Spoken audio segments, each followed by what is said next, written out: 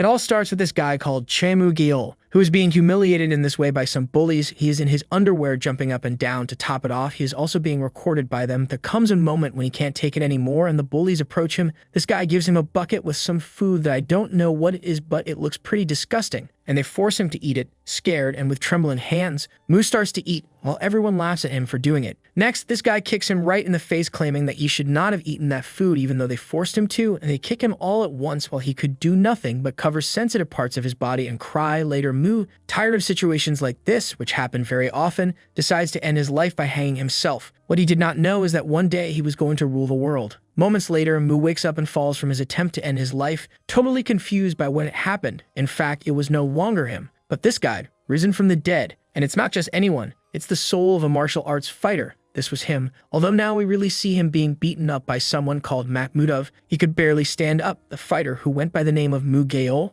crumbling with his charming weak point, his glass-like jaw, Makhmudov was attacking everywhere until he finally managed to knock him down and crown himself champion. Mu Gayol wanted to be the strongest man of all. He believed he would definitely be. That was before he realized his most charming weakness. We are back to Mu, or at least his body. Mu Gayol has reincarnated in that body, or not exactly. It is as if he is living with two souls inside him, remembering every little detail of both his past life and the memories that his past self experienced, which means that now with the memories of both lives, he has become Mu Gayol, whose past life is a martial arts fighter. Moments later, he is beaten by his abusers. Seeing that he looked in good shape and did not seem to have been affected by the blow, he takes offense and starts to threaten him, and moments later he kicks him. Mu was like nothing and wondered if this idiot had really hit him with all his strength. Then they hit him again, but it was the same feeling. The blows did not hurt at all. Both guys were leaving when Mu Gayol stands up to provoke and challenge them. This guy couldn't believe what he was hearing and seeing, but he decided to keep his bully attitude and hit Mu Gayol one more time right in the face,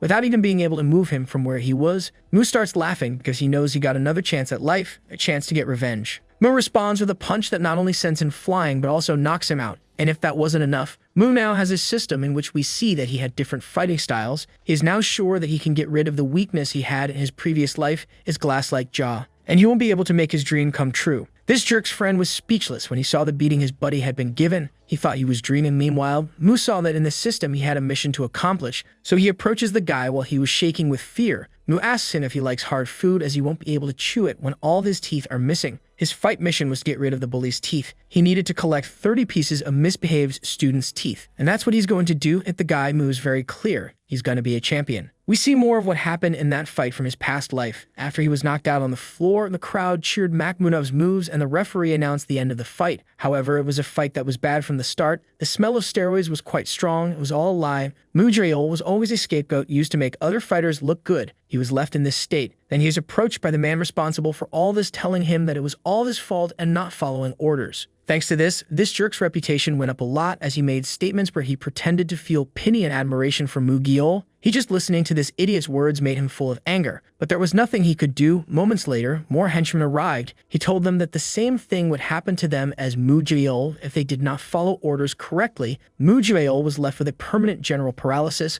caused by a heavy cervical spine injury. The only thing he could move were his pupils. At that moment, he was alive, but he didn't feel that way. Back to the present, Mu thought he was having some sort of hallucination, but no. The reality is that now he is not only reincarnated in another body, but he has a system, a very varied one, even with mixed martial arts, when in his past life he did nothing but boxing. Although in all fairness, he didn't have time to practice other disciplines in his past life, and when he realized he had to start improving his skills, his body was already ruined. But it's different now. With an SSL level endurance, he will be able to do better with this body, and with that window of stats, he will be able to regain the life he dreamed of in his past life. Moments later, this guy comes looking for him. He was angry because his friends were beaten up by Mu. After Mu took care of Jungwoo and Kwangwoo, rumors spread all over the school. Mu doesn't hide and admits that it was him, and thanks to that, all the thugs lined up. But they were no match for him. He thought it would be over after defeating one, but it seems to have no end. He believes that kids these days can't control their hormones. Anyway, he is thankful to have their teeth. Moments later, a girl, impressed, approaches Mu.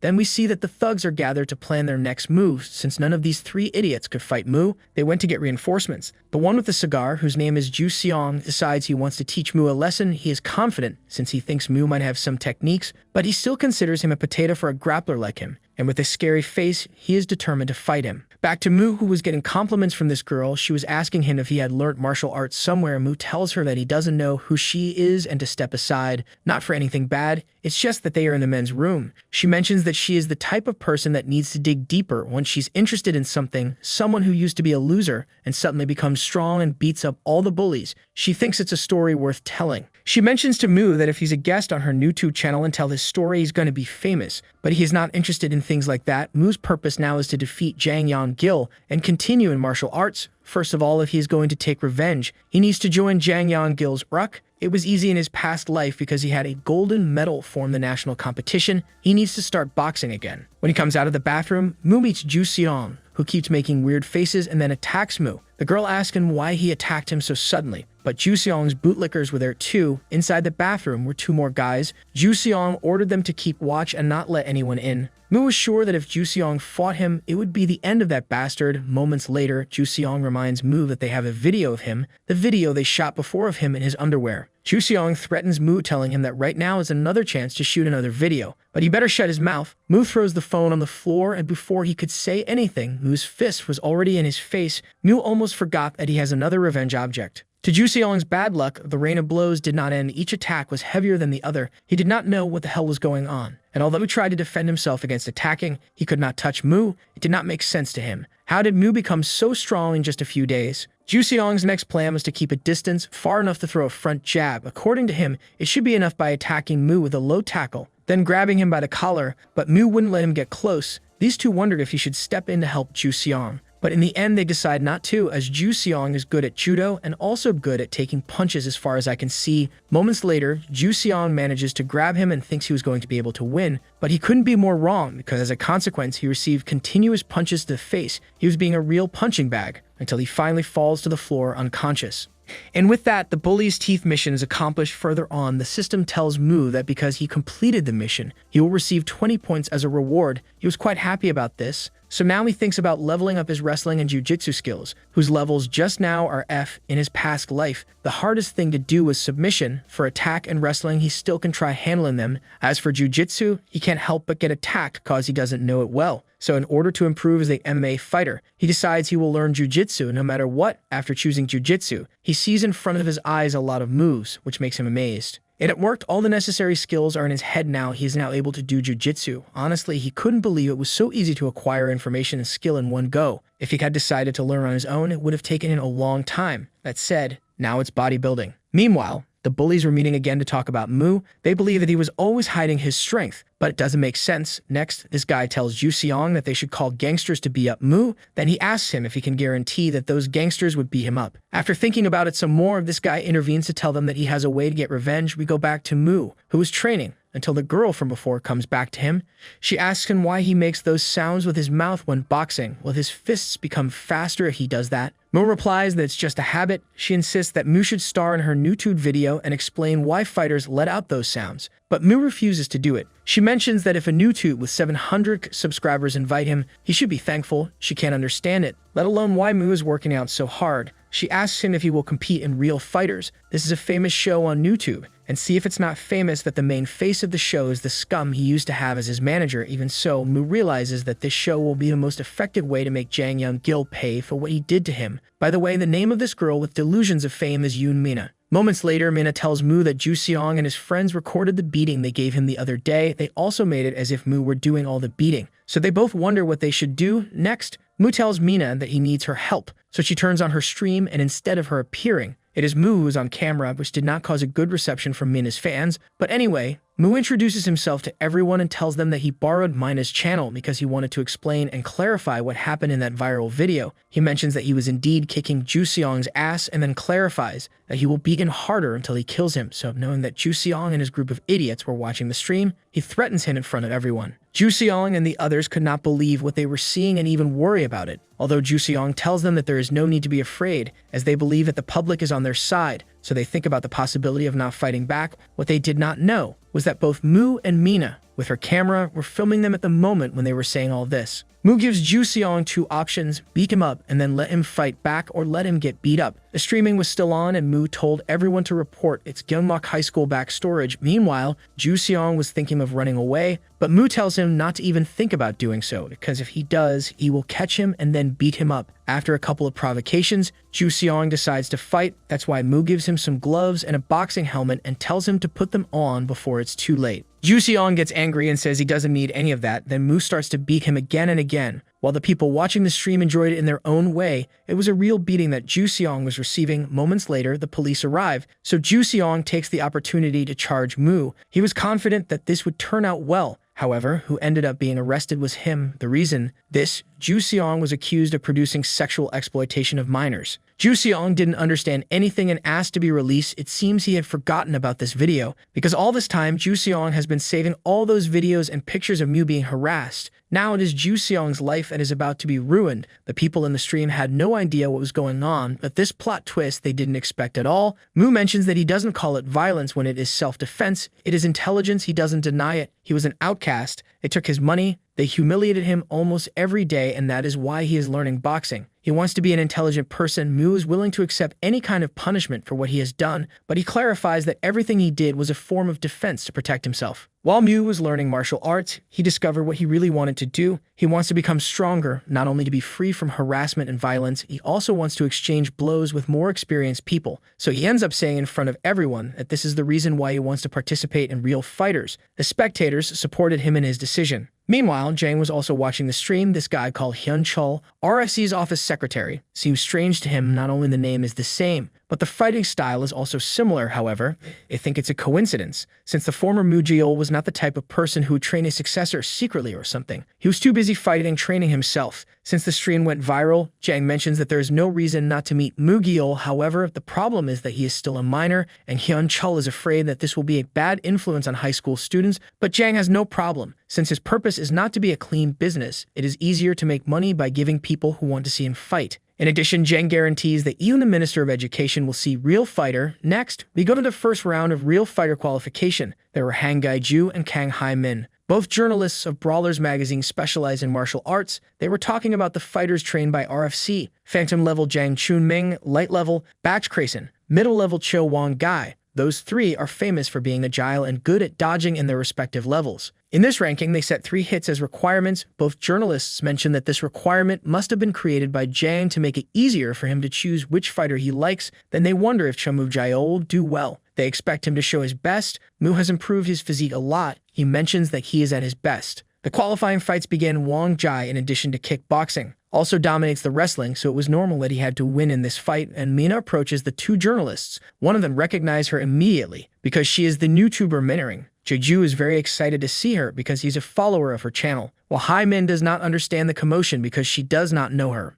Hai-min wonders what a beautiful YouTuber like her is doing in a martial arts competition. She answers that lately she has been interested in this kind of rough stuff. Then this guy, who not only looks like a gangster, but he used to be the leader of a notorious gang. His request video made no sense, went up to some thugs and beat them up with the excuse of teaching them a lesson. Inside the ring, Choi Seok-do applicant held for a long time, but he's ending like this. But it's impressive for an applicant fighter to hold out until a half of the second round. Jeju mentions that if things keep going like this, he's not too sure if there will be a successful applicant today. But Hai-min tells him that there will be more than one. He just has to watch. Moments later, the one who was knocked down moments ago gets back up, and Jang decides to support him and get him to join his organization. This idiot almost lets it slip that he told Jang, brother, once a gangster, always a gangster. Hai-min mentions that this was because Seok-do's fighting spirit was huge, especially with that gangster title. It will help him make a viral story. It's impossible for it not to be used by Jang. But let's stop talking about such unimportant things because it's Mu's turn, who is heading to the ring. Then we go to a flashback where Mu, before his change, was doing the last task, which was harder than picking the teeth of those thugs. He wants to take the opportunity to make his father proud, so he tells him that he wants to become a martial arts fighter. His father doesn't agree. He may not make much money,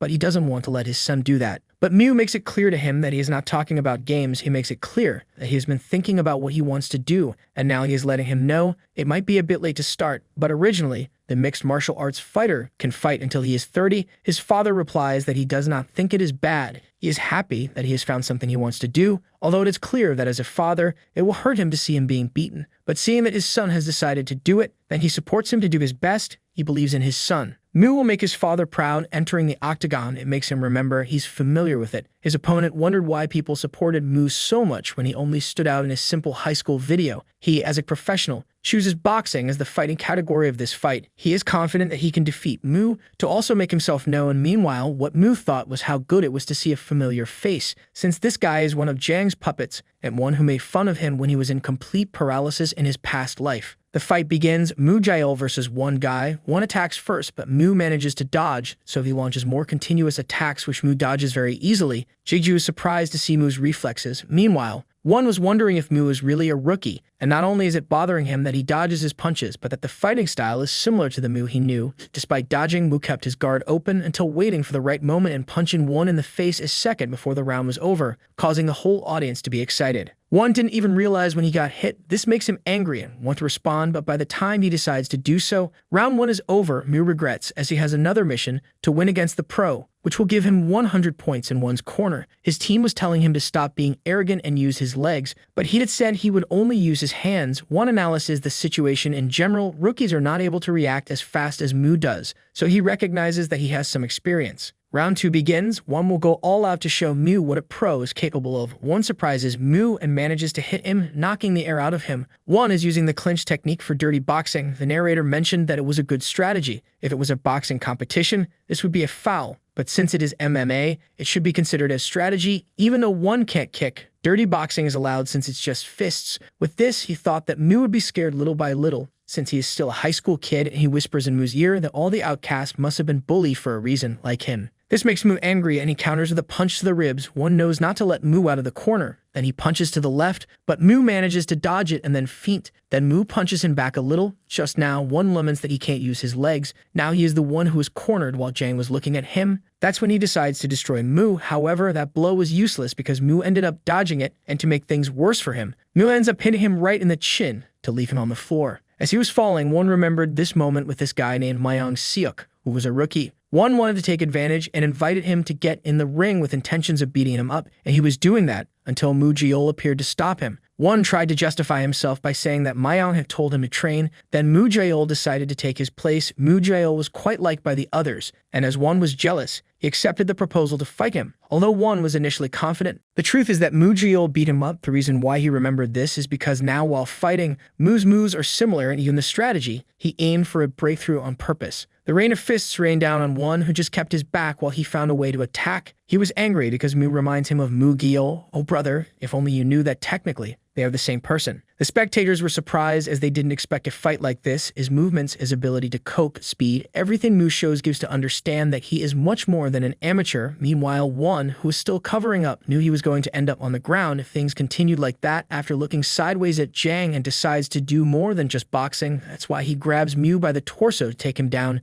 Mu knew that if he was taken down, he would be at a disadvantage. Since he only focuses on punches, however, that's something he can handle without problems. Everyone was perplexed to see Mu's resolution. He used one's grip against him, or in short, jujitsu. The name of this move is guillotine choke. People knew that Mu was good at boxing, but they didn't expect him to have a secret weapon like this. Jeju mentions that he has secretly recorded this, so he asks his partner if they won't get in trouble for it. But she tells him that he did good, as is a fact that it is something they have to film. However, one didn't want to give up, as he refused to lose that fight. He tried with all his strength to get back to his feet. However, it was too late. The referee ends the fight and Mu wins by submission. He proved the expectations wrong. He managed to defeat the professional fighter one guy. And with this, his mission is also complete, receiving a reward of 100 points. Later, he is training already knowing that he passed the qualification stage. Now it is time for the finals. Mu got angry because of Jang, who after the match said that Mu's move was very good. He thanked him for the words and said that it was all thanks to his practice and effort to enter the RAFK. Jang told him that while watching him, he remembered the old days as the hypocrite remembered Mu Gael and said he was a fighter he supported very much and was sorry for his loss,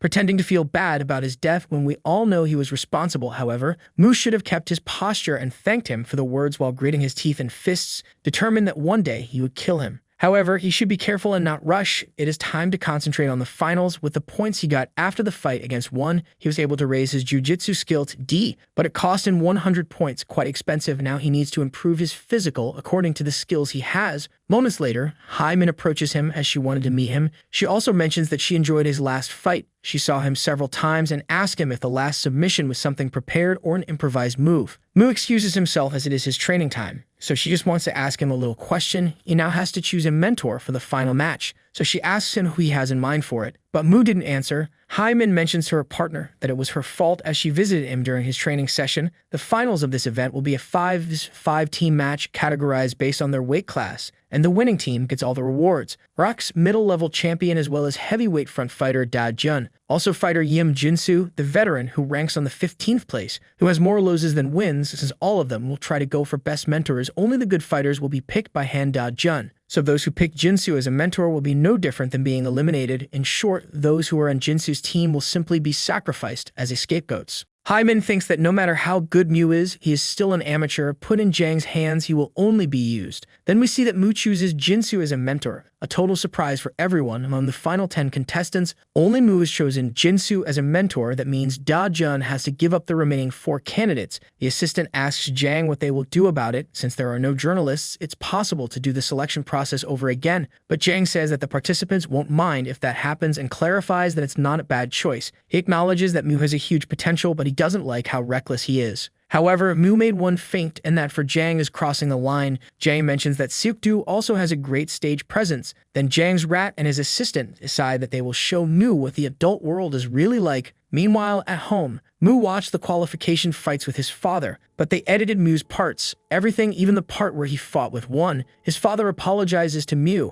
and tells him that it won't be the last chance, he can try again later. It's a fact that choosing Jinsu must have complicated the judging system. That's why Mu contacts Hyman to ask for her help. Meanwhile, she and Jeju watch as Mu's parts were removed from the show, which they clearly think is wrong, as anyone who watched the fights would know that the best fighter in the first ranking was Mu. Hyman knows this is because Jang didn't like the way things turned out, so they are a bit pessimistic. They don't think there is anything to be done, or yes, because Hyman did something. Remember they filmed Mu's fight earlier? Well, even though it was not allowed to do that, she uploaded the video to the internet. She is clear that Mu's moment to succeed must start now. It would have been a problem if they uploaded that video before the broadcast, but the first ranking has already aired, so technically it's not a foul, it's a fancam. And for Hyman, the chance to meet Mu. Meanwhile, Jang had this look on his face after seeing the video of Mu's fight uploaded. Gosh, I can't wait for Mu to beat the crap out of this old creep. For the moment, Jang decides not to say anything about it, but he regrets letting those reporters in at school. Mu's classmates were talking about him, and we know Mu used to be a bullied outcast. But now he's completely transformed, and speaking of girls, these 2 girls invite Mu to go to karaoke after school. But Mu tells them that today is his chess training day, so they offer him to go tomorrow. But he has to train too anyway. Even though they put days, Mu still refused. Mina asks Mu if he doesn't like hanging out with others. He replies that those people were nowhere to be found when he was an outcast. They only pay attention to him because he has become a bit famous. He has something important to concentrate on right now. Mina misinterprets the situation and thinks he is flirting with her. But the reality is that Mu has to train more and go to Jinsu to tell him something important. What he tells him is that he learned boxing from Mu Gyeol. As he had met him before, Jinsu already expected it. He thinks Mu Gyeol left, but he left a legacy. Mu tells Jinsu that Mu Gyeol always told him that he will be grateful for life to Jinsu, as only he helped him when he was in trouble. He paid his medical bills when he was injured and let him stay in his house when he had nowhere to go. He ends up saying that Mu Gyeol considered Jinsu as a true brother and that he was very grateful in life. Jinsu turns around. He couldn't understand why Mu chose him until now, but he thinks he understands now. So he goes to him and apologizes for having doubted. Jinsu mentions that he heard that the opposing team was picking on Mu in the gym, and he belittles himself because he feels that there are no strong fighters in this team. The rest of the team didn't look too lively either. Next, we go to Real Fighter. As the final broadcast begins, there is already a winner of the lightweight category. Now the highlight of the martial arts. The middleweight category bout is ready. These bouts are expected to be simple and uncomplicated because Da Gun's team is overwhelmingly strong. However, Jang couldn't get the thought that he had a bad feeling out of his head. Jang thinks that at this rate, Da Gun's team should win. Seok-do will probably be at month. So far, they are halfway through this project, and he thinks they will succeed. But for him, it would have been better if Mu was the center of the match. And speaking of Mu, he takes the microphone to make a request. Some spectators thought he was just calling attention, but Mu surprises them all as his request is to change the structure of the match by fighting the other team by himself. Everyone is left with their mouths open. The narrator tries to intervene to stop Mu from talking, but Jane tells him that it's okay, they will listen to what Mu has to say. Mu mentions that there are people who find the right skills through training and people who don't. His team is part of that second group, but Mu comes clean, as his team is not ready to step into the octagon yet, but in order not to ruin the show, he wants to fight the other team by himself. claiming that Chairman Jiang has the same concern as he does. Then Mu receives support from the audience. Then Jiang smiles because he thinks he has been very lucky. He thinks it is stupid that Mu can win all the fights alone.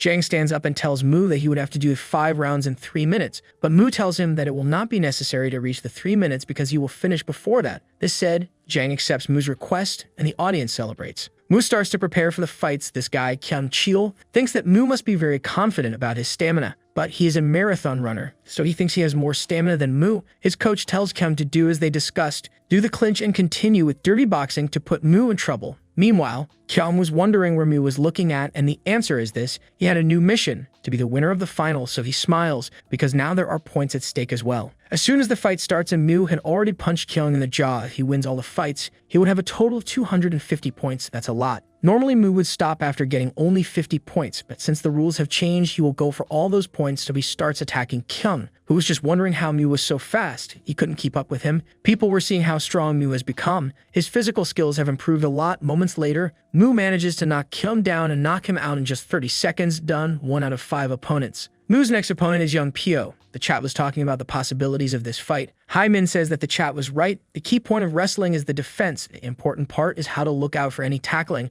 It is difficult to block them only with the fists, this because the bottom tackles are really low. Then the fight begins and Pio looks to tackle Mu. He responds with a kick in his legs. Pio now seems to be sore from this kick. And if that wasn't enough, Mu kicks him again in the same place. Pio knows he can't continue like that, so he must move and think of something. But when he tried to move, Mu punched him right in the face, ending the fight. The second fight also ended in a KO. This time, not even 30 seconds passed. Mu knocked his stance by using the calf kick, and then finished him with an uppercut. This guy thinks he was aware of Mu's boxing skills, but he didn't expect him to be good at kicking. Just using boxing, Mu managed to win against a wrestler and a jiu-jitero, which just seems almost impossible. But if he is also capable of kicking, it's a completely different story. Show them what you are capable of, Mu. The next fight is against Huang Il-ju. The coach tells him to stay on the defensive and watch Mu's attacks, basically to hold back, as now the plan is to drain Mu's energy. Il-ju is the karate champion. His fort is powerful attacks on the 4 contestants. He is the only one who can withstand a kick from the mentor Da Jun. Then he steps into the octagon, putting his guard up. He's doing the turtle strategy. He is confident that in a tenacious fight, he will come out victorious.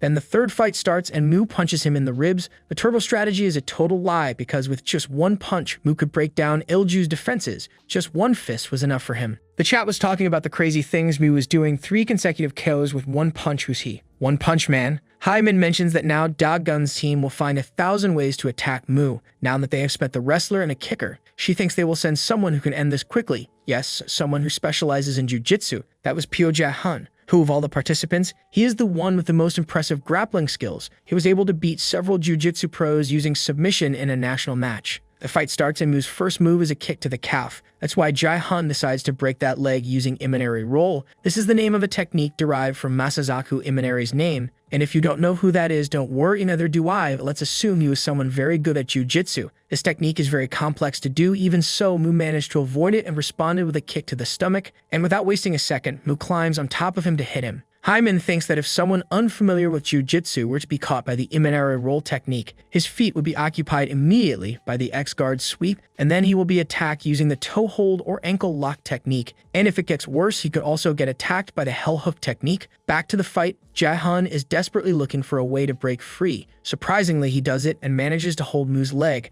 At this point, Jae-hun wants to end the fight once and for all, so he starts to do the arm triangle. However, Mu isn't even struggling. There, Jae-hun realizes that Mu has done some jiu-jitsu. It is at that moment where Jae-hun tries to respond with a punch, but Mu dodges it. Then Mu holds him and in an instant manages to do the triangle choke. Although Jae-hun tried with all his strength to free himself, moments later he ends up falling and Jae-hun takes the victory in the 4th fight. He is definitely at another level. Mu managed to defeat someone with a purple belt in jiu-jitsu. Next, the last fighter is shown that none of the previous preliminary. All that stands between Mu and the 5th victory is this gangster. Jang was worried he only allowed the rule change for the sake of fun and show. But at this rate, Mu will come out on top and become a new star. Jang can't believe he has to entrust the fate of his show to that gangster. Despite having had an impressive performance, Mu now looks a bit tired. Everyone thinks this is why he is at a disadvantage against Seok-do. On the other hand, Seok-do's condition looks better, 183 centimeters and 99 kilos. If this was a weight bout, it would be a heavyweight against a middleweight. Jeju asks Hyman if she thinks Mu can win. She thinks he will lose this time as he has spent enough energy in the previous 4 fights. Besides, the weights are now different. She thinks if Seok-do gets close to Mu and attacks, there will be no chance for him. However, Hyman, seeing Mu's back, has some faith and believes that he will turn this adverse situation around.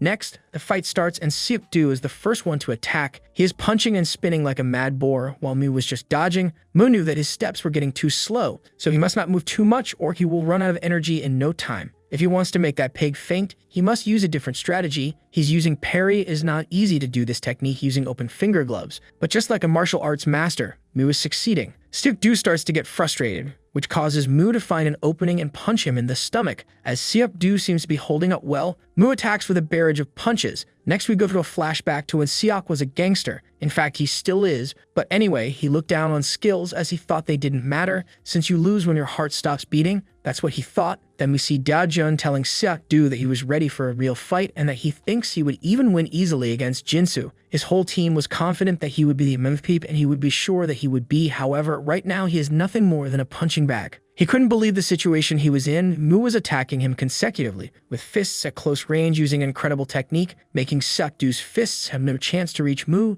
Da-jun was shouting at Seok-do to do more than just take hits. Meanwhile, he was thinking how to stop the flurry of hits he was receiving as he doesn't want to lose to Mu. Then Seok-do holds Mu's shoulder and shouts at him that he is Mason's mad dog. Not at all, because Mu takes his hand and starts to bend it until he makes him needle. The referee saw this as an intentional action, so he will give Mu a deduction, but Mu doesn't seem to care about this. Seok-do wondered if Mu really tried to break his hand. The fight resumes, and Seok-do's fear is such that he just steps backwards, unconsciously backing away. Mu provokes him, and Seok-do tries to attack him, but Seok-do is at a total disadvantage and moves voluntarily to the corner. Moments later, Mu manages to hit him with a very good punch followed by many more. Despite that, Seok-do was still standing. Mu mentions that Seok is still standing as all that thick fat doesn't allow him to feel pain, so he will hit him until that fat is gone. Seok is cornered in the corner receiving attacks to the body. Clearly the blows hurt him a lot and he wanted to stop, but then he feels ashamed to be losing to a high school brat like Mu, so he tries to respond with a punch, which Mu dodges easily. The one who wasn't going to be able to dodge the punch is Seok, who eats it with everything and chips,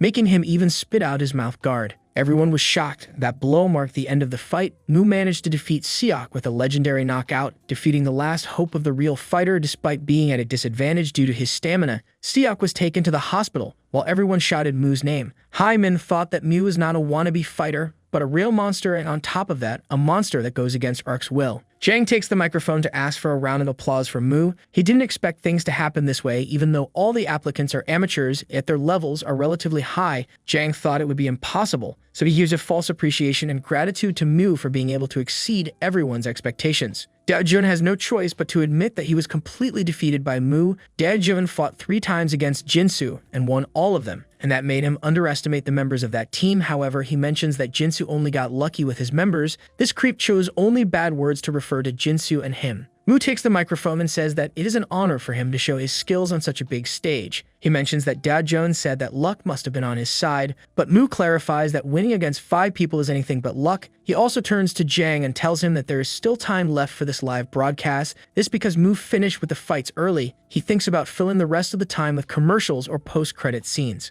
But none of that because Mu proposes Jang to have a match against mentor Da-jun. He said Mu's victory was just luck, right? Besides, he also mentioned that Jinsu's skills are deficient. Mu disagrees, and they still have time, so why not? Da-jun, step into the octagon to have all your teeth knocked out too. This proposal made the stadium shake with the crowd's shouts of excitement. Not only the audience present, but also the live viewers were shocked. That's why Jun asks Chairman Jang for permission to make Mu see reason. However, Jang thinks it's a win-win situation for himself, because if things end up like this, Mu will take all the credit. But if Da-jun, or if Champion, offers to fight, things would be different, and if he manages to beat Mu, he will be able to recover RFC's reputation. Jang's idea is to ruin Mu's reputation. Jang thinks that Mu is so drunk on victory that he became overconfident. It happens sometimes when adrenaline is too high. Jang tells Mu that an exhibition match is very aggressive, no different from a real fight, but it's okay for Mu. That said, Jang accepts. Da-jun and Mu will fight 2 rounds of 3 minutes. This will be a full contact match, which means the fighters can attack with the whole body. Jang says he is also a man. Da-jun steps into the octagon, then tells Mu that he recognizes his courage, but tells him that he just made a big mistake. But Mu only replies that he talks too much and tells him to tighten his mouth if he wants to keep all his teeth. These provocations cause Jun's anger. Despite all these provocations, Jun shows no fear, which shows his professionalism. He lives up to his nickname, the Glacier, and he is showing a calm stance. Next, the fight starts and Jun attacks first. He's using a feint to do a takedown on Mu. After giving pressure through a takedown, he's attacking Mu's body. The audience complained to Jun that it was not funny, as using wrestling techniques on a rookie is embarrassing.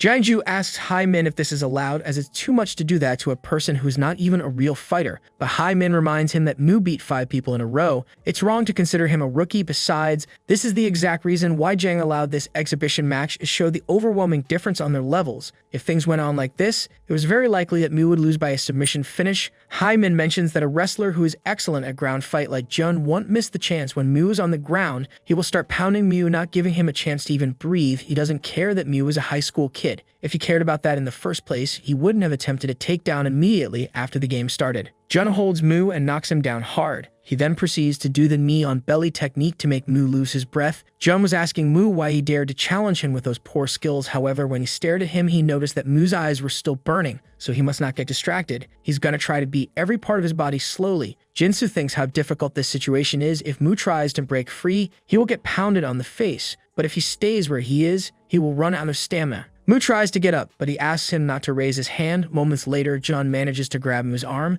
but that's not something he's going to allow easily. Jun is surprised to see that Mu knows how to do an armbar escape. Mu tries to squeeze, but Jun kicks him to get free. But now the positions had changed. The one on the ground helpless was Jun. However, it won't be that easy, as he manages to get on top of Mu again. Changing positions again, now Mu is doing the clinch right away. Jun acknowledges Mu's tenacity and tells him to give up now. Mu just tells him that he talks too much and asks him if all rough fighters fight with their mouths. Jun gets angry and tries to punch him, but Mu steps aside. Jun tells Mu that it looks like Jinsu didn't teach him how to wrestle, so he decides to teach him himself, throwing continuous punches. Mu seems to be in danger now. Jinsu notices that the clinch had no effect and complains about how far Jun was going against a high school kid. Moments later, Jun manages to hit Mu in the face. However, what he thought was the end of the match was a mistake, as Mu resisted the fist like a champion. Jun can't stand that a brat has withstood one of his fists and plans to give him more, but the bell rings when he was about to hit him in the first round. Jun completely dominated, but there is still one round left. Meanwhile, Jun thought about how sure he was that this fist would be enough. It's been a long time since he saw that kind of endurance. Mu's endurance is no joke. Jinsu asks Mu if he is oak. He replies that it's just a scratch. Then he asks him to stop the fight now, as it was impressive enough to defeat 5 people. Mu replies that if he is his mentor, he should teach him techniques. He asks him to stop spitting nonsense. Jinsu replies that if he knew how to win, he would not have lost to Jun 3 times. He clarifies to Mu that Jun's skills are no joke, but still, Mu is sure that he can get away to win. He should block Jun's takedown no matter what. At least that way the match will end with an equal damage between them two. Mu asks Jinsu if being able to do defensive wrestling will be able to shove him down. Jinsu asks him to stop being arrogant, as he has only practiced kick for 4 weeks. He clarifies that there is no way Mu can beat Jun right now, but Mu tells him that he shouldn't worry about that, as he will find a way. If he can't do it, he should just learn how to do it. The break ends and the second round was about to begin. Mu is clear he's going to discipline that damn champion. The bell rings to start the second round. Everyone wonders what the result will be, as Jun's skill dominated Mu in the first round. The truth is that because of that, everyone expects him to dominate this round too. Jun thinks that Mu already knows his takedown using the feint he did before, but he credits Mu for his impressive striking skills. Jun knows that he can be countered if he uses the exact same takedown technique, so he has to consider the tackle setup more seriously. Jun starts by throwing some jabs, which Mu dodges in situations like this. Usually fighters who use their punches well will hook using a front hand. This was the opportunity Jun was waiting for. However, he is surprised to see Mu defending against the tackle using the sprawl movement. Mu is projecting a different image to the first round. Jun recognizes his athletic ability. He thinks Mu must have seen a lot of fights. However, Jun will not change his strategy. He will continue to press with tackles, but Mu blocks him again using the sprawl movement. Then Mu manages to hit him in the face. The reason for this? Well, Mu invested all the points he got to get more fighting skills. Even though the hit wasn't that aggressive, Jun's head shook. Mu doesn't stop surprising everyone. Now he repeatedly attacks Jun, who's just trying to cover himself. Jaiju is surprised to see how all Jun's attempts are failing. Hai Min mentions that the fight will change now, since what Mu needed most was enough distance to attack, and now he has it. With a kick on the calf, the effective punches were raised to 2. Jinsu was encouraging Mu and wondered how Brat could fight better than him. However, Mu was running out of energy, so he knows he must end the fight fast. If he keeps hitting carelessly, he will be out soon. Meanwhile, Jun was thinking about what to do, while he had the pressure from the crowd because being the champion. More is expected from him. It's quite a humiliating situation for him. He wonders if he really looks so pathetic fighting against a high school student, but now he thinks that he must fight with everything. Jun changes his position and then attacks Mu, who now plans to finish the fight once he does the sweep, which is a move where one switches the position of the opponent. Jun approaches Mu, and it is just as he expected. A sprawl then hits, but in the air, because Mu manages to dodge it, surprising Jun, who mentions that Mu has an animal instinct, but he is sure that this fist won't dodge. However, he couldn't be more wrong, because Mu not only dodges it, but also kicks him right in the ribs, breaking a couple of them without even noticing it. Then we go to a flashback where Jinsu is telling Mu Jil to stop practicing kicks as it's hard to do big moves in MMA, but Mu Jil told him there was a way around that: approach with a punch, and when the opponent approaches him with a punch, try to match time, turn his head, body, and at the same time attack him with a kick. Yes, just what he had just done now, hence Jinsu's surprised face. With this kick, the effective strikes are now 3. Jun is writhing in pain, but still not giving up. As for Mu, his legs are not moving properly. He must be approaching his limit because of tiredness. Jun is about to hit Mu, but before he did, the bell rings to end the fight. Mu was able to attack Jun with 3 effective punches, so it's a terrible humiliation for Jun.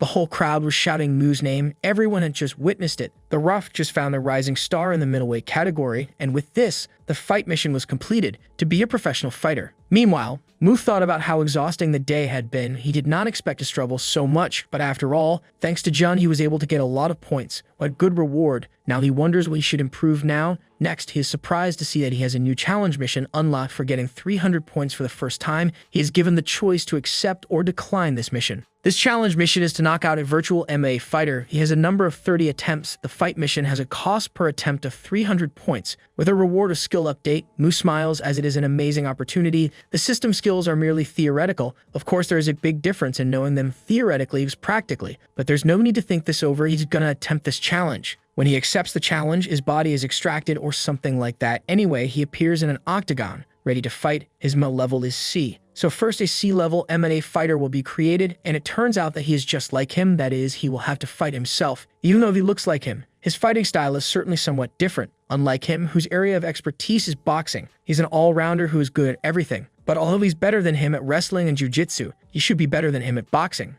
So if he play a little bit with his steps, he should be winning easily. But there's no use. It wouldn't be effective if he only focused on polishing his strong skills. He needs to polish his weaknesses as well, but his opponent is too strong. So Mu ended up losing the first challenge mission. He still has 29 attempts left. Mu wonders what was the problem. He thinks maybe he should have pushed harder. He managed to land 2 kicks in the 3rd round. Maybe he lost because he was hit with a low kick in the 5th round, and well, he loses by a kick in the 5th round, but not low, in the whole face. And so the attempts kept going. He kept losing again and again. In the 15th attempt, Mu manages to grab his opponent, but the grip is too shallow, so he ended up losing in round 6 by a mount kick. Later, he thinks he has it now. Punches, kicks, wrestling, jiu-jitsu. The system separates the techniques into those 4 categories, but in MMA, Mu thinks his cycle of those skills: apply, attack, then wrestling, then jiu-jitsu, then another attack. Then he notices that his jiu-jitsu level is D+, which could mean that the skill was upgraded from theoretical to practical. We pick up the fight. Mu kept losing on every attempt he made until he finally gets to the last attempt, in which he manages to catch his opponent and knock him down until he finally defeats him,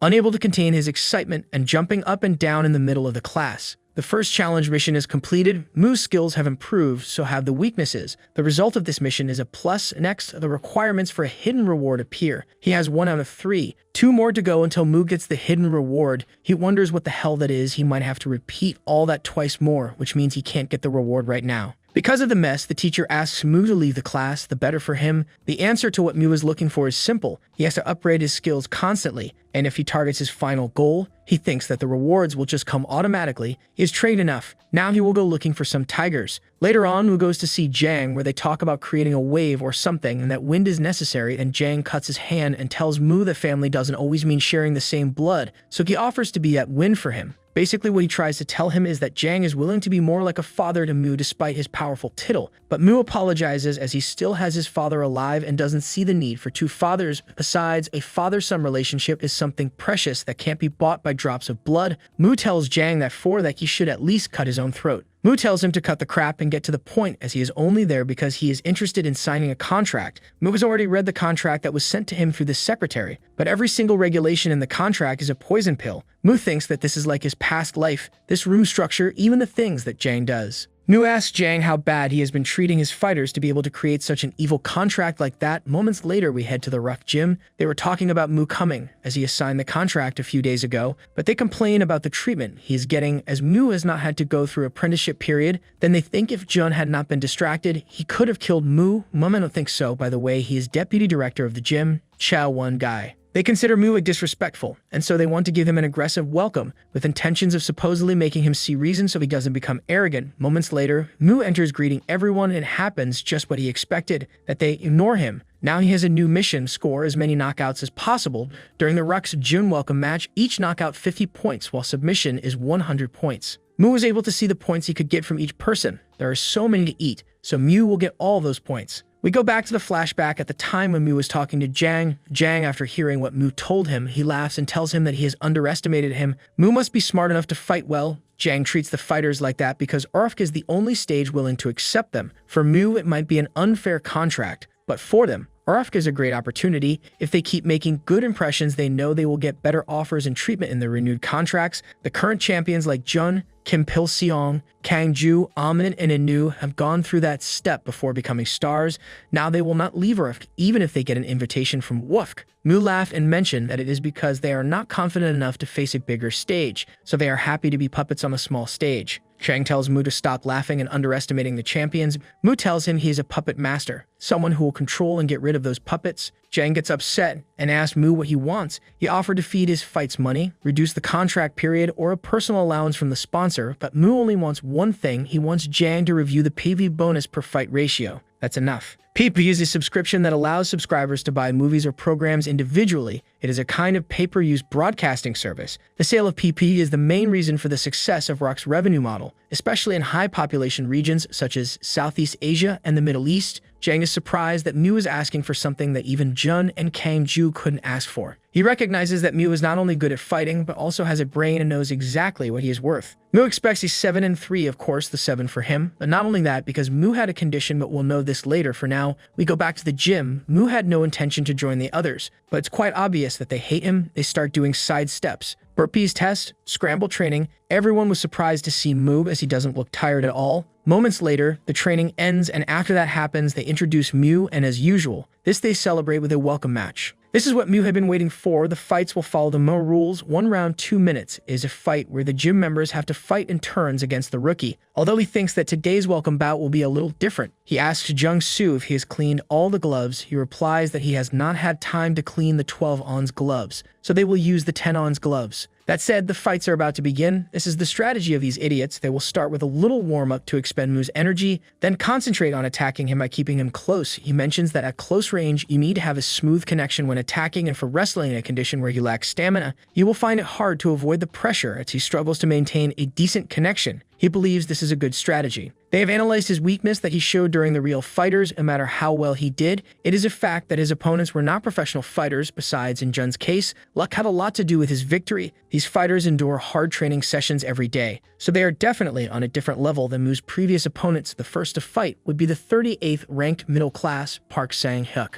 The fight begins, Hyuk goes all out and Mu dodges his punches. Hyuk thought he was being effective, but moments later, Mu manages to knee him, then picks him up and slams him to the ground. Mu was much stronger than Hyuk had heard. He had been told that Mu knew nothing about connecting moves. Mu's next punch made Hyuk beg to stop, but it didn't thwart this guy's plans. He was hoping that somehow this would happen. The next to fight is Jang Soo, ranked 30th in the middle class. He comes up against Mu, who immediately considers him as someone very annoying, but anyway, Mu is getting a lot of points. With the previous victory, he received a reward of 100 points, then the second fight starts, or rather, the hunt. Surprisingly, Jang Soo starts with an elbow. Mu manages to dodge it. Mu knew he was going to get played, but this is too much. Jang Soo does not plan to stop. He wants to attack constantly, but Mu blocks his attack and manages to take him down. Jang Soo does not believe this is happening, but he also refuses to lose that way, so he stands up again and struggles with Mu. However, Mu is giving him some good punches using dirty boxing. Jang Soo can't predict his moves. It's really different from what they had analyzed last week. He wonders what the hell is going on, then he throws a punch, which Mu dodges like it's nothing. But it doesn't end there, because next,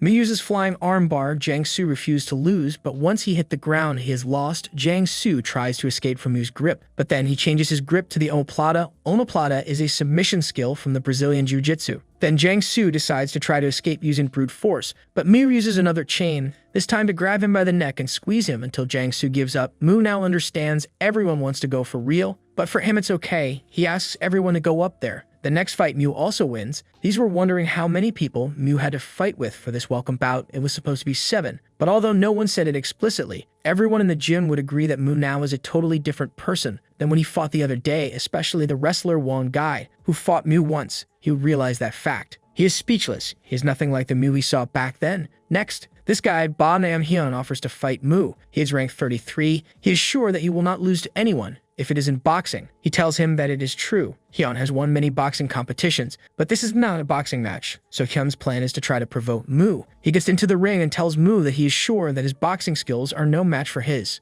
Oh, is that right? So they should box? Hyun thinks that Mu fell into his trap. The fight begins and Hyun makes the first move, but is surprised to see that Mu does the shoulder lock. This is often done when fighting with beginner-level official boxers. Hyun is doomed. This is just sparring for Mu. Hyun gets frustrated and starts to attack Mu with everything, but to no avail, as moments later, Mu manages to hit him in the face until he knocks him unconscious. Mu thought that was a good break. Now he can increase his tension and prepare for the next fight. Next, they tell Hyo Jin to use all the methods and skills he can. They are completely desperate. They ask Hyo Jin not to think of any form of combat, but to no avail, he doesn't seem to be doing so well either. Moments later, Jin tries to use oblique kick, a kick that aims at the inside of the opponent's thigh by pushing slightly. Next, Jin throws another kick, as if that wasn't enough. Now Jin aims to the eyes and then gives him a headbutt. He's definitely cheating. But as we don't know about boxing, we'd better not give our opinion. Jin wants to continue attacking Mu, who manages to dodge that last attack. Moments later, Mu charges Jin to then. This guy gets mad at Mu for charging Jin like that in a sparring session. He seems to be blind because he didn't see his little friend aiming at Mu's eyes and throwing headbutts. Lots of illegal moves and nobody cared, but Mu makes one and everybody starts crying. Mu puts this guy in his place because if that guy was playing dirty, why couldn't he? Wasn't that sparring session created to torture him? Or is it just this gym's way of being to viciously attack someone? Mu makes it clear to everyone that if they want him dead, then they have to prepare to die too. Despite this gym only having a few fighters to fight Mu, it was nice for him to be able to smell the scent of pain-relieving patch around here. Mu thought they might be able to interact with each other while in the gym, but maybe he expected too much from thugs who just wanted to make his life miserable there. Mu asks them if they will just stand there in the octagon waiting for a royal rumble or something. The welcome bout is already over. Then Mu tells Chi one guy to go up to the octagon to show him something. In the martial arts world, when a fighter says, "I got an estimation," it means that they can see the great potential of their opponent just by seeing the way the opponent fights, even when the fighter has not shown much, depending on how dominant they are in the fights. Sometimes they call a certain fighter worthy of a champion for a fighter with great physical and striking ability above the level of a normal person, like Francis Ngannou, for example, and a fighter with a very short fighting time and overwhelming grappling skills like Khamzat Chimaev, and for Che one guy, Mu Jaeol is his estimation. Mu, a brat who should stop at national level, managed to perform impressively in a real fight, but the only outstanding skill he had was just boxing. Precisely, there's a reason why one guy was confident about him, as he has fought against fighters including those from Seoul or Wuk. It is definitely not easy for a fighter to have results that exceed the initial estimation, but Mu is definitely different. His way of linking that was clumsy before has smoothed out with time. There is a question there: is it possible for someone to improve so much in just 1 year? What if he keeps winning like this? What if he ends up beating all the gym members before his stamina runs out? His turn is coming up and he was just wondering if he would be able to beat Mu. Now imagine his reaction when Mu invited him to step into the octagon. Mu asks one guy why he was so quiet, then one guy turns around and decides to end the welcoming match there as the sparring session ended up going on too long. There were some who refused to end it like this and wanted to humiliate Mu, but one guy doesn't know what this idiot is talking about.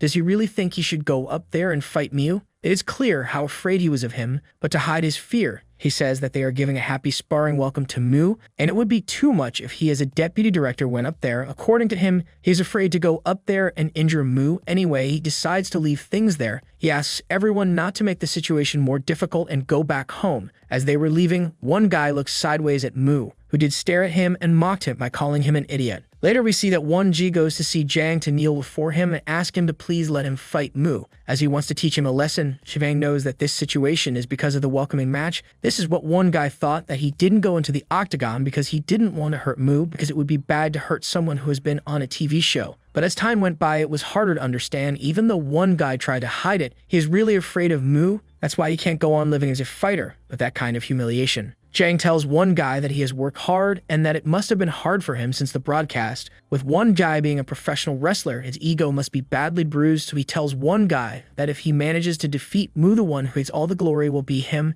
That's when one guy is happy and tells Jang that he will take care of it. Now that they are done, Jang tells one guy to come back as he needs him to show his anger in the match instead of there. Moves one Jai, there will be no fight more interesting than this one so far. Hyun Chul also agrees with this. Jang asks to prepare that match as co-main event of the next match. Jang was happy because he would get one guy to do some feats as his son. Now let's go to Jeju and Hai Min, who are already aware of the upcoming match, although Jeju is a bit surprised that they are going to fight being from the same gym. But Hai Min mentions that in that industry, money is above everything. They could do anything if it was about money. Besides, one guy was severely humiliated by Mu. That said, they also mention that there is now an interesting gossip among Asian fans. It was manufactured with manipulations, and now Hai Min would make the gossip circulate even more. Now we see the owner of the American martial arts magazine Forum Fight Dog, Ariel Watson. His nickname is the manipulator of the martial arts world. He is watching some fights, then he watches the video about the manipulation. He wonders if they still use that circus strategy in Asia.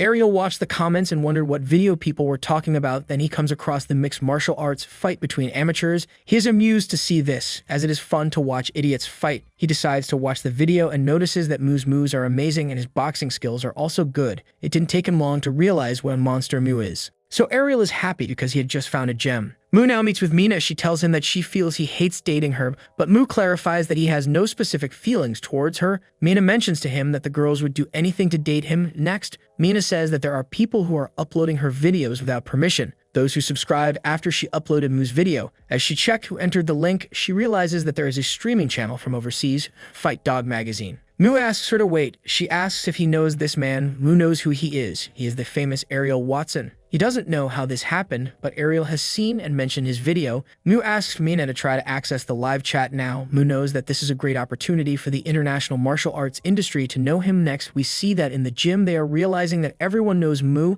They envy him as he will meet Dave White, the CEO of UFK. One Jai complains to Mu for going into an interview without permission from the chairman, but he clarifies that there is nothing in his contract about having to earn permission first. Then he tells him that he doesn't have the same contract as others. One Jai tells him that he doesn't think the deputy director would let this go. Before he learns how to fight, a fighter must develop his mind and character, and they can't let a fighter go on an interview disrespecting his fellow fighters. That's what One Jai told Mu, but let's be honest, they deserve it. Besides, One Jai is no one to talk about character. Doesn't he remember how many times he laughed at him when he was paralyzed? One Jai tells Mu that as a representative of the gym, he is obliged to punish him. Mu is forbidden to train in the gym for the time being. He is discharged and cannot use any of the gym facilities. Mu knows that One Jai's intentions were clear, conditions like that just before a fight. Even a kindergartner would know his intentions. Mu wonders, is he really that afraid of him? Mu tells him that since it's a fight between the two of them, it's better for one of them to leave the gym to do the smoother preparation. Then he grabs One Guy's hand and pulls it away and then says goodbye to him and teases him about how scared One Guy is. After Mu leaves, One Guy notices the marks on his arm.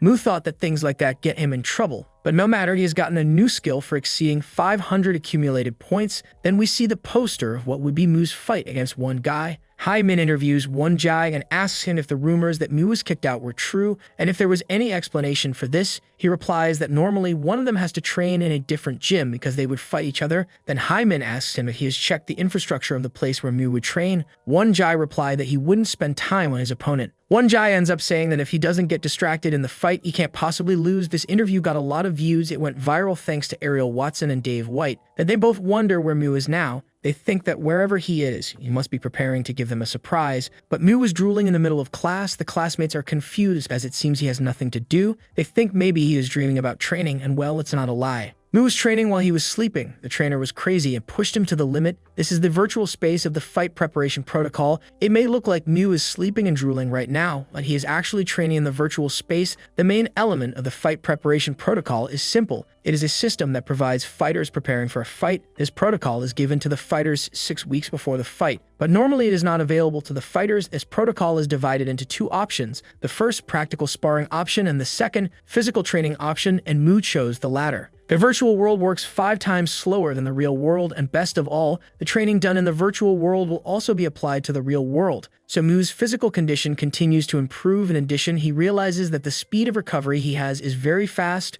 Bones, muscles, muscle density, muscle growth. The speed of this is no joke after all. It is the power of SSA level body potential. Next, Mu meets Seok-do, the gangster he fought against that time. He talks to Mu in a pretty threatening gangster way, but Mu pretends he doesn't know him and asks him who he is. This makes Seok-do angry, so he offers Mu to fight, but not as a gangster. There is a place where he usually practices. He thinks Mu will be afraid to accept, but the reality is that he ends up accepting. Seok-do is determined to pay him back for everything Mu did to him in the ring that time. Meanwhile, Mu was thinking that he just got his sandbag for free, so he wants to try something more practical. Mu is greeted by Seok-jin Man, ranked number 8 lightweight, who welcomes Mu. Mu mentions that he has an outstanding debt to Seok-do, and as a fighter, all debts must be paid inside the octagon. Jin Man tells Mu that he should warm up, as it would be cruel if he is beaten right away, so they offer to do a warm-up session first where Mu can use the gym facilities at his leisure. Mu accepts. After that, the fight is about to begin. No helmet or protector. Similar to a real fight, both agree to the rules that said it begins. Mu notices that Seok-do looks more like a wrestler than before. That makes sense, as it has been quite some time since the real fighter show.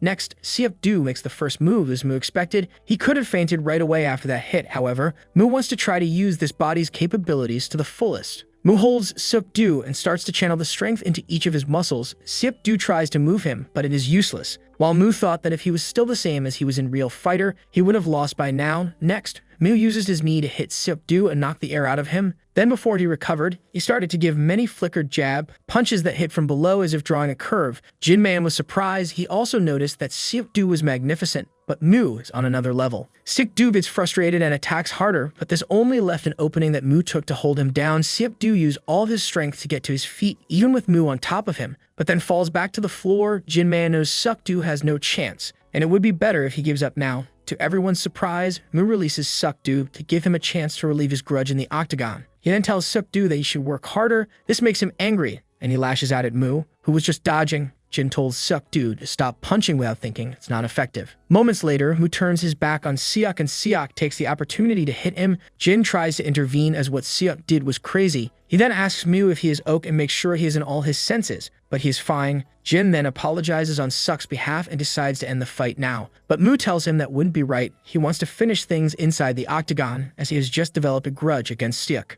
Seok felt it in his punches. Mu avoided his punches, ignored his counter punches. Seok doesn't know how he will defeat him, so he nervously tells Jin that they should stop the fight, but Jin told him that he was the one who started it, so he will have to stop it himself. He then walks away and tells Seok to show how macho he is and try to finish the fight. The fight resumes and Seok is more scared than ever. He still tries to attack, unsuccessfully, because Mu dodges all the punches. Then Mu gives him a very good punch in the ribs combined with one in the jaw. Jin was surprised not only by the strength, but also by the sound of 18 On's gloves. These punches were more than enough to leave Seok immobilized, but Mu was not finished, because now he hits him using his knee. Then he whispers to Seok to hold on a little more. The punches did not stop. It was just like Mu had said before. Seok is being a punching bag, receiving punch after punch until Jin intervenes to stop Mu. He turns and walks out of the octagon. Next, we see that one guy was aware of this fight and thinks that Mu is improving again. He's a totally different person compared to the way he was during the homecoming fights. One guy kicked Mu out to make it harder for him to train, but now he thinks he's on drugs or something. If that is not the case, he doesn't know how someone can change so much in such a short time. One guy decides to do something, take that video and cut only the part of the second round and upload it anonymously. He thinks it's a brilliant idea. With the video uploaded on the internet, people started reacting to it, and in no time, they already knew in which gym this confrontation took place. People, seeing the intensity of Mu's punches, start saying that it looks like a real fight and that he is crossing the line. One guy was thinking that no matter how strong Mu is, since he is still a mere high school kid, if people still have that opinion about Mu, one guy will be on top in the public opinion. The public will want to give him the victory, but moments later, he receives a message saying that they have a problem. Someone uploaded another video of Mu's fight against Seok-do, this time a full version with both rounds. Meanwhile, Mu was wondering what to do since it was those idiots who had the original video. He had given up until he realized that he has a flashback where Jin apologized to him and apologized for ending things that way. Mu also apologized to him, but Jin tells him that it's not necessary since it was Seok-do who crossed the line first, stating that Jin says goodbye to him and wishes him luck in his preparation for the fight against one guy. Then these two kids come up to Mu and tell them that they saw him fight against Seok-do. Mu told the kids that they shouldn't be watching fights, and the kids asked him if he's a martial arts fighter too, as he replied that he would be one soon. The kids want him an autograph, so he does, but he makes the kids promise that they will never be like that gangster Seok-do. We come back. Mu is watching the newly uploaded video, the full fight, and the reactions of the spectators. So now in the eyes of the others, his somewhat violent performance in the second round is more justified. Mu realized that the kids not only watched the fight, but also filmed it. His sign was paid such a high price, he'll give them a proper fan service. From there, we go to the face-to-face before the fight, where usually there would only be Asian reporters. But today, there are people from more nationalities as well. Hyman mentions that this is obviously due to Ariel's influence, and also because of the sparring video with Siap Du, John Shelby, from Octafight, a MMA journal who asks Mu how he felt about only the second round video being uploaded at first. He replies that it was a fight of nerves to make him shake. Oh, and yes, here he is technically speaking English and not Korean because he asked the girl not to translate for him. John also asks Mu about the autograph on the textbook. Mu replies that it was the first time he was asked for one, and it was an English textbook on top of that. John ends up acknowledging Mu's good English and saying that Ariel has a very good eye for fighters. This makes Wonjai angry because of how proud Mu looks speaking English. He thinks that a fighter should be good at fighting, not speaking English. So if he wants to destroy him in the match, Jang told one guy that if he is able to beat Mu, all his virality and popularity will be on his side. Many reporters want to interview Mu, but one guy slams the table because he can't understand how a simple video gives so much impact and influence. Well, dude, you were the one with the idea of wanting to sabotage him by uploading that video in the first place. One guy tells the reporters to stop asking Mu nonsense and ask him about the fight they will have, and he ends up saying that it doesn't really matter because in the end it will be him who will end up winning. I don't think so. Mu intervenes to tell him that the reason why the reporters are not curious about the fight is because they already know who will win. Mu is sure that everyone has seen the fight where he beat the hell out of one guy. Wonji gets angry and says that this was a fixed match and now he's the top dog in every portion of the match. Mu says that if there was any portion on the previous match, he was probably the underdog, but still he broke his neck, didn't he? Mu continues talking to provoke one guy, telling him that his victory was already assured. This makes one guy want to fight right there. The spectators were talking about Wonji's impatient reactions. From there, we go to the match. The stadium was totally full. The tickets were sold out even from the pre-sale. The paid PP were also sold a lot, which means people are very expectant. RSC 87 co-main event, middle-level match, the current real fighter champion, Chamu Gayo. Jinsu is asking Mu if he was okay as he looked very out of place, but Mu replies that he is not nervous at all. He tells him not to worry as he will win. Mu prepared well using the match preparation protocol. The winning possibility for a weight sparring is 90% form stamina, power, skill, all combined together. He's more than ready. Now, what's left is only beating that jerk up into pulp. Both were in the octagon ready to get in some good punches. People destined to meet eventually will always end up meeting each other. The fight begins. Mu takes the initiative, wondering if this is gap enough. He wants to hit one guy. He thinks he needs to get closer, but just as he tried to do so, he gets punched in the face. For now, one guy has the advantage and thinks no one can beat his boxing skills. Then perhaps he should make use of his amazing reach in this match. When Mu wants to attack him, he just needs to block him next. Mu gets hit again. One guy waits for Mu to kick him. As he does, he just needs to catch his leg and get himself an advantageous position. If he's lucky enough, he'll be able to do some poundings and give him a knockout. Mu comes forward, just as one guy expects. With a kick, he waits to hold his foot. But surprisingly, Mu changes the angle of the kick and hits him right in the torso. That was an amazing middle kick. It's very different from his former kicks. Mu's kicking skills have been upgraded. One guy recognizes that Mu's kicks are no longer bad. They are really different. Next, Mu throws another middle kick. His kicks are too fast and one guy has no time to react, so one guy tries to keep enough distance. One guy's teammates told him that he needs to keep his feet, hold them at least this round. But that is not easy. He needs to hold on for 3 minutes 30 seconds. Mu is coming again with a kick. One guy tries to protect his torso, but the direction of the kick changes again. It's a calf kick, which made one guy lose his balance a little bit. One guy notices that Mu's moves are the same, so he can't tell them apart. That's why he takes another kick. Jinsu was encouraging Mu, while the crowd was totally excited for the fight. One guy thinks about how to resist this round. He still has 2 minutes and 50 seconds left. There is still a long way to go. Next, one Jay gets hit in the face.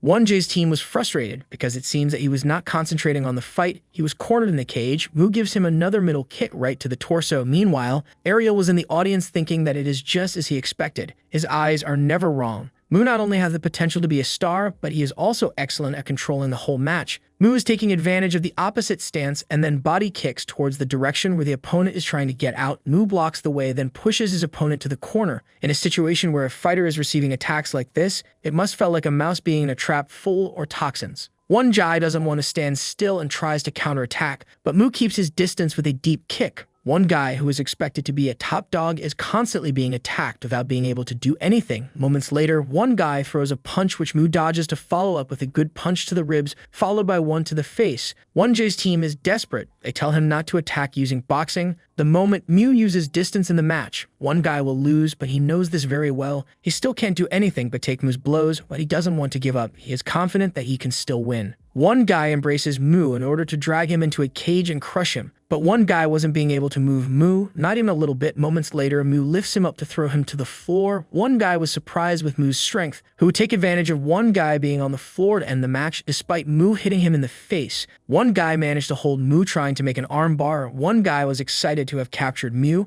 and thought he could end the match there. But surprisingly, Mu gets up carrying him in that same position, surprising everyone in the stadium. Moments later, throwing him to the floor. 1J in Arafki is one of the fighters who belongs to the top contenders during his heyday. His skills were acknowledged by many, to the point where he had a title fight. Even now, he's still surely considered as an acknowledged veteran fighter among the others. Hence, this situation at the moment is hard to comprehend for one guy. It's hard to believe that he's now getting thrown to the ground by a high schooler who was just an amateur not too long ago. 1J knows that he's doomed once he loses the grip. Seeing that one guy won't let go, he lifts him up again to throw him against the floor. Everyone was impressed with the great muscular strength of Mu. He just did a slam twice. Doing a slam alone is complicated. This last slam made 1J let go his hands. This is dangerous for him. Then Mu finished it off with a mount straight directly. The damage is quite big. And if that was not enough, Mu doesn't stop. He's continuously pounding. He kept punching while the whole audience was open-mouthed. The fight ends. The referee had to intervene. Mu Gil finished in the first round with a knockout in 4 minutes 14 seconds of his pounding. 1J is passed out and won't even be able to get out of the octagon by himself. This was an amazing debut for Mu. Mu's father was watching the fight, and both he and his friends couldn't believe what they were seeing.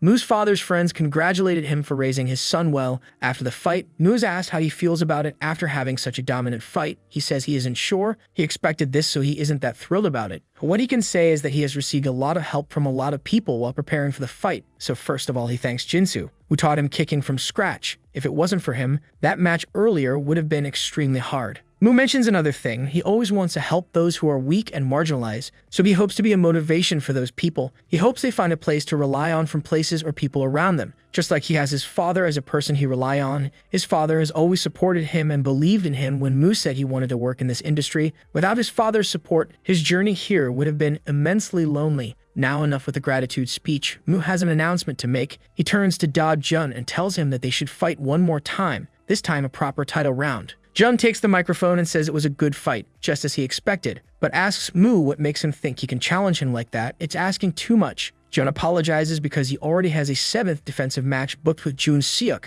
a second-ranked fighter. Jun Seok has fought and acquired 5-time victories in order to be able to fight Jun. On the other hand, Mu just had his debut, so Jun says he's asking too much. If he wants to fight the king, to do that, he needs to get in the line and there are necessary procedures. Mu laughs. Procedures? How funny. He mentions that when there is money, there is interest. Isn't that enough? Isn't that the whole fun of Rufk? Mu mentions that he thinks some will be curious if there's still time from the real fighter, so perhaps they can do one more round and see how it will turn out. Jun mentions that he thinks he already won that fight, and after all it was just an exhibition match. Mu mentions that he had already fought 5 people as well and asks Jun if he is really sure that he won on that occasion. As he was on the floor most of the time, Mu is still talking to provoke Jun, but Jang intervenes to stop the interview. They still have the main event. Further on, Jang mentions that they almost let Mu have his wish. They would be doomed if he gets what he wants. Furthermore, if by chance Da Jun were to lose to Mu, the whole group will be dragged by him. His 4 Eyes mentions that among all the current Ruck middle heavyweight fighters, Mu holds the most ticket power. He believes it is better to let him collect victories and grow him into a star instead of making decisions to make him lose. Jang mentions that in the end they have to make sure that Mu loses. Let's go to the flashback. Remember the conversation between Jang and Mu and the 2 conditions that Mu had. Well, the first condition is that Mu will only do 7 matches in Urfk and will leave right after, and the second, that the PV bonus will be 7 and 3. But Mu clarifies that if by any chance he loses, he won't be taking any PV bonus from that match at all. And also Mu mentions that if he loses 1 match among those 7 matches, he will do whatever Jang wants.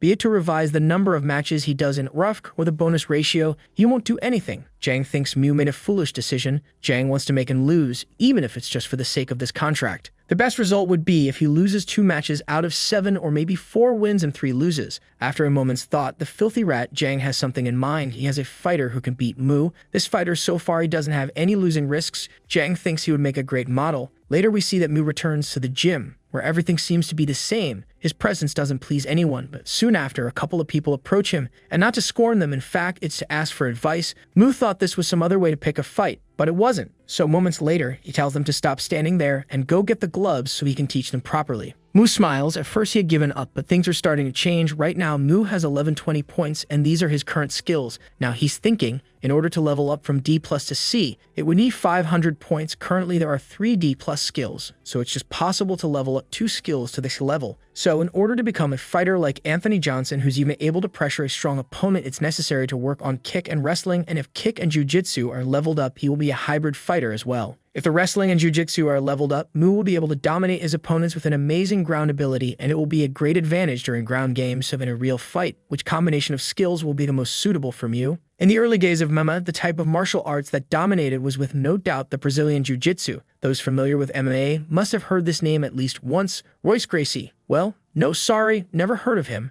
But apparently he is quite famous for his ground skills. But there are also other fighters such as Jose Aldo, Renan Barão, and Vitor Belfort. These were the ones who dominated, but after that, the generation of wrestling started. Here Mu mentions more famous wrestling fighters, which are very good, and Mu will base on them to make a decision. So place 500 points in wrestling to level up. After that, he thinks that maybe he should leave the remaining 620 points for an emergency. That said, he will start training again, but then he gets a call from Jinsu. He mentions that the Rough just sent him a fighter offer for Mu's next match. Mu asks who the opponent will be, and well, Mu's next opponent will be someone called Makhmudov, the one who made Mughal, who had the same name as Mu, become paralyzed, but this time he will fight against Ibrahim Makhmudov, the brother of that guy. Finally, we see the main event of Rough 88, Da Jun vs Jun Seok. Jinsu mentions that he has heard some rumors going around in the Apgujeong Rough gym. They said Jun hasn't been coming to the gym for around 2 months now. So he asks Mu if since he went to fight a few days ago that he didn't see Jun. He replies that he didn't see him around. Well, he said that he will be training for the match, but there's no need to avoid going to Apgujeong. After all, Jun Seok is not a member of that gym. Besides, even if Jun Seok was a member of this gym, it would have been right for him to be the one to move. So what was the reason why Jun didn't go to the gym?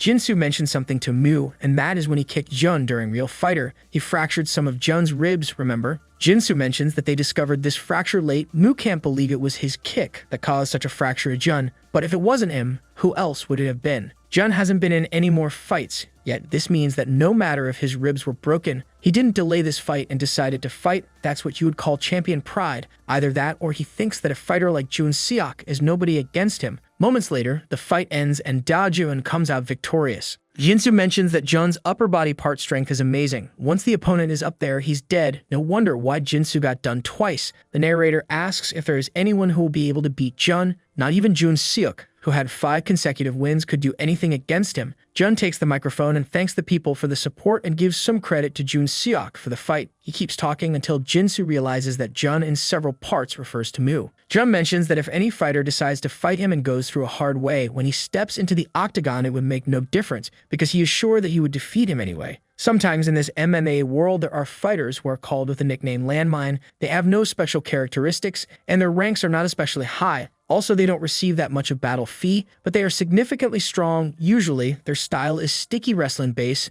9 out of 10, they will fill their matches with grappling technique. They are called landmine because once a promising fighter with damage-based steps on those so-called landmines, it's gonna be messy for their careers. It's mandatory for the men of Caucasus, since they were small, to be able to master wrestling and sambo. Hence, when there's any conflict, fists are used first before the rule. In Chechnya, Dagestan, Azerbaijan, Caucasus is seen as a natural landmine region. The Caucasian and their distinctive wide chest, thick bones, strong muscles. These features complement the play style of those people and the Makhmudov brothers as expected. They are the epitome of typical Caucasian fighters. Chang had one of the brothers in front and he was surprised because he doesn't look like a human. He's more similar to a bear than a human. On top of that, he's the brother of the person who paralyzed Mu Gale. Jang hopes that when Mu fights this guy, he will end up shaking with fear. Next, Ibrahim has a question. He asks Jang to tell him the period of this group's unexpected doping check. Jang likes Ibrahim and they shake hands. Ibrahim mentions that no matter who the opponent is, he will crush him. Now we see some news.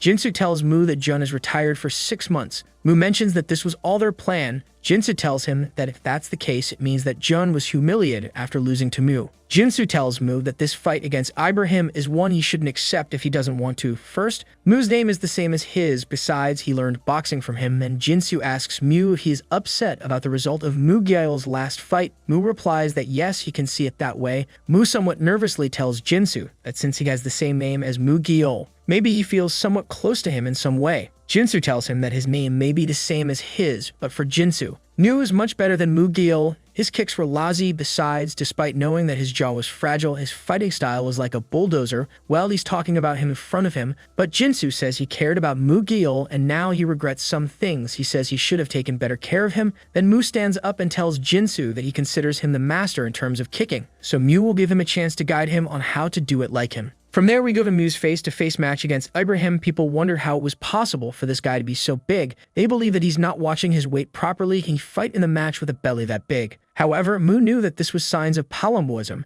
condition that results in abdomen appearing unnaturally oversized due to the use of drugs. Mu wonders how many drugs this guy has taken to get like this. Both brothers are the same rubbish. Min interviews them and asks them both how they feel about the match. Ibrahim replies that he just has to finish the match quickly. He'd assure that Mu will not be able to take his pressure. Ibrahim says that Mu is from North Korea, when in fact he is from South Korea. Min asks him not to say those things because it can be an insult. It is then when Ibrahim asks them if they know how to differentiate people from Chechnya and Dagestan. Min has one more question for him. It's about his brother Islam, who after the fight where he paralyzed Mu Gyeol has not been very active in the industry.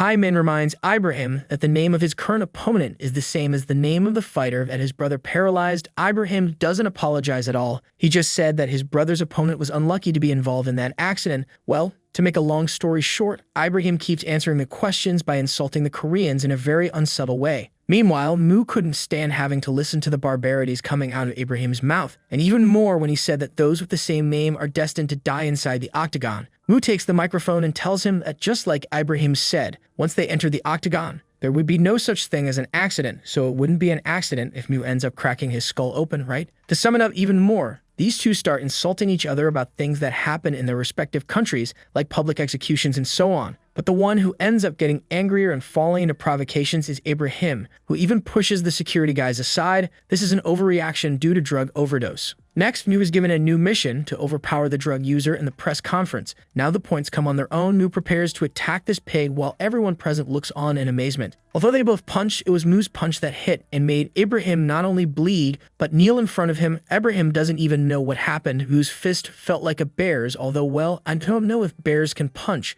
Ibrahim is asked to stand up and keep his behavior during the conference, but Mu was approaching him. Next, we go to a flashback some years ago in Chechnya. Ibrahim and Islam were talking. Islam mentions to Ibrahim the Asian he fought and passed out. Islam tells him that he remembers that Mu Gyeol was a fighter with a quite decent footwork. Then he told Ibrahim that Mu Gyeol was disabled after the fight. Ibrahim told him not to think it's his fault, but that Mu Gyeol wasn't strong enough. But Islam mentions that it wasn't Mu Gyeol's fault, it was because he was born with weak genetics from his ethnicity. That's where we come back to the present, and Ibrahim, after remembering his brother's words, doesn't understand anything, because that fist a moment ago wasn't weak at all. He even thinks Mu is a mutant or something. Mu tells Ibrahim that if he wants to die, he should wait 3 weeks. Then he tells him to raise his expectations, because that a moment ago was just the beginning. People watching the broadcast were commenting on what happened. Some were talking about how it was crazy what happened, and one of them noted that Ibrahim was on drugs. Next, on the spot tickets are sold out, even those additional seats that were added last minute. Everything has been sold. The PV sold also reached 72,000, a new record. Mu really was becoming very famous. Jinsu asks Mu what he thinks about it, as it's okay to be a bit arrogant at this point. With this amount of fame, the second place group Falater or even the third place Soft would be jealous. But Mu doesn't care about any of that. The showdown is the most important thing. Jinsu mentions that he'd assure that Ibrahim will do a lot of drugs for the showdown. Despite there being a urine test a day before, Jinsu is sure that Ibrahim will do even the cheapest thing to pass the test. Jinsu believes that the inspection process has been fabricated, so Ibrahim will get out of there with Hulk-like strength, then tells Mu that he should be careful, as Caucasians are known for their grinding technique, but Mu says he will simply train to go against it. Mu has used his 500 points to level up his jiu-jitsu. All that is left is for him to give his best. From there, we go to the co-main event of the moment, the fighters that made everyone nervous at the conference step into the octagon. Before the announcer finished speaking, Mu was already in the octagon. He is confident as he has prepared a lot for this fight. Next, we see that he has another mission to win against Ibrahim with a reward of 1,000 points. Mu notices that Ibrahim's filthy pig brother is not present, but it's a good thing, because if he had come, Mu would have been so upset that he wouldn't have been able to concentrate on the fight. The long-awaited fight begins. But first, let's look at something in the sports industry.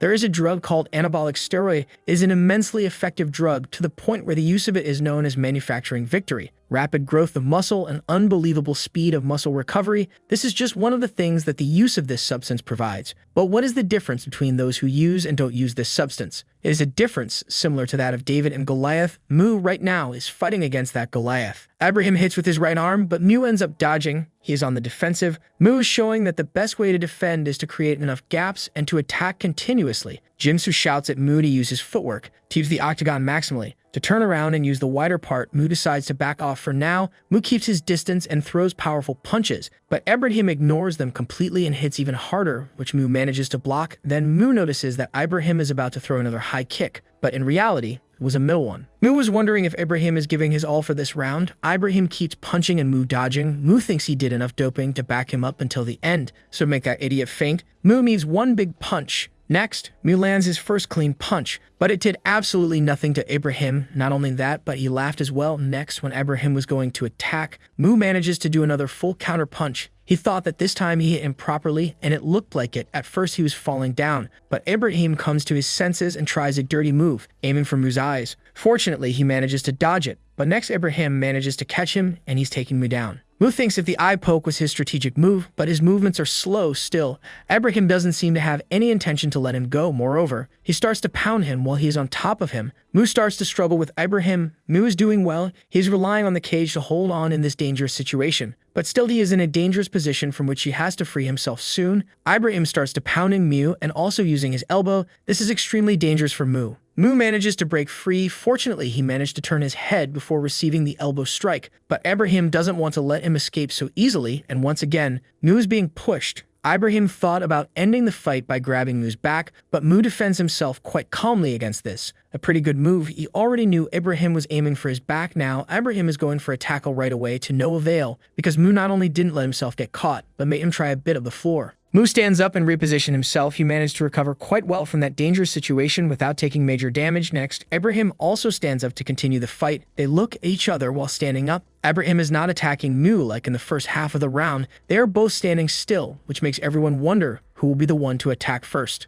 Ibrahim thought that he shouldn't be attacked again because it would be dangerous. Also, he recognizes that right now it will be difficult to attack Mu. If he wasn't backed up by steroids, he would have passed out. That fist was quite lethal. So now he thinks about making Mu kick him and then blocking the kick. He wants to take his foot so he can attempt a takedown. However, he is surprised to see that Mu's kick was straight. In what Ibrahim thought would be a feint, Mu places his hand in front of Ibrahim so he can't see well. After Ibrahim pulls Mu's arm away, Mu hits him hard, knocking the air out of him. Ibrahim responds with a punch, but Mu dodges it without problems. Then Mu throws a kick that hits Ibrahim's torso. That was a crescent moon kick. Hyman mentions that this is a kick taught in Taekwondo. In this discipline, it is also called the half-moon kick. It is done using the forefoot to target the liver of the opponent. Since Ibrahim's stomach is bulging out due to steroids, he became exactly the right target for the crescent moon kick. Mu now has the advantage and hits Ibrahim numerous times. Next, while Ibrahim was still processing the kick from earlier, Mu gets him right in the jaw, making him fall to the floor. This made the referee intervene to stop Mu as the first round was over. This nasty guy ended up being saved by the bell. Mu was shown an incredible performance nearing the end of the first round. The first part of the round was dominated by Ibrahim, but the second was undoubtedly Mu's. Jinsu tells Mu that he's doing a great job. Mu asks Jinsu if he thinks he's done enough damage, but isn't it obvious? He has clearly destroyed him. Just look at him. This guy tells Ibrahim that they can stop the fight now if he is not well, but he gets angry and tells him not to tell him what to do. He threatens him, saying that if he dares to stop him, he will set his house on fire. Everyone takes this as Ibrahim being rude, as he did not give up the fight. But Mu has caused a lot of damage, and everyone is waiting to see who will lead the second round. Ibrahim wants to concentrate now on defending his head. He needs to avoid knockout after all. He wants to buy some time while Mu gets ready, but he won't have time to do that because Mu is already prepared to attack. While Ibrahim was debating what kind of kick Mu was going to use and thinking about how to stop it, Mu hits him with a front kick to the stomach. He then starts throwing punches. He is clearly dominating Ibrahim. He seems to be struggling in this round. Ibrahim was just on the defensive, wondering why Mu was not using his full power. Could it be that Mu was playing with him? When Mu was about to punch him in the face, Ibrahim starts crying like a baby because of a supposed eye poke that never happened. Mu doesn't understand anything, but they will watch the replay in slow motion to see what happened, and obviously they realize that there was no eye poke attack, so they think that a hair from his own head pricked his eye. Yeah, sure, not that Ibrahim is afraid, of course not. Ibrahim continues to complain about the supposed eye poke, but his intentions were clear. With this, he wanted to buy some time until he could move his legs again. Ibrahim is angry that Mu dares to play with him, so he is determined to finish him once the fight continues. Well, we'll see. The fight resumes and Mu, using a sprawl, manages to avoid the unexpected tackle. It's the same sprawl that Dao Jones struggled to get out from. Ibrahim knows he won't be able to throw Mu to the ground. Mu gets closer to him, and before Ibrahim knew what he was planning to do, Mu gets him in the jaw. Ibrahim knows he is definitely behind in terms of attack. Plus, it is impossible for him to bring Mu to the ground, but he doesn't know what he should do other than stand there like a punching bag taking all the blows. Come on, Mu, finish that degenerate off. Next, Mu slaps him out of nowhere. That was the Stockton slap, a slap used when you want to provoke the opponent. Ibrahim must feel immensely humiliated, and honestly, we are glad for that. Mu is punishing Ibrahim, who has become the enemy of many. Next, Mu smiles at Ibrahim and tells him that he can do more than that. Ibrahim thinks about whether that slap was to make him up to prevent him from passing out, but no. The reality was that Mu woke him up to keep hitting him even more. And that's how the first part of this manhwa ends. Well guys, if you like this video and you want a second part, comment below with the word part 2, also subscribe to the channel, hit the bell, and like the video. But most important, leave a comment. Until the next video.